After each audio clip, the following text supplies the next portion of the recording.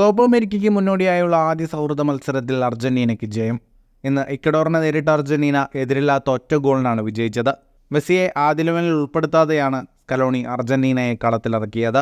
Di Maria, Martinez, Alvarez എന്നിവർ മുന്നേറ്റത്തിലെത്തി. ആദ്യമായി central ബാക്കിൽ ക്രിസ്ത്യൻ റൊമേറോയും ലിസാൻഡ്രോ മാർട്ടിനസും ഒരുമിച്ച് സ്റ്റാർട്ട് ചെയ്തു.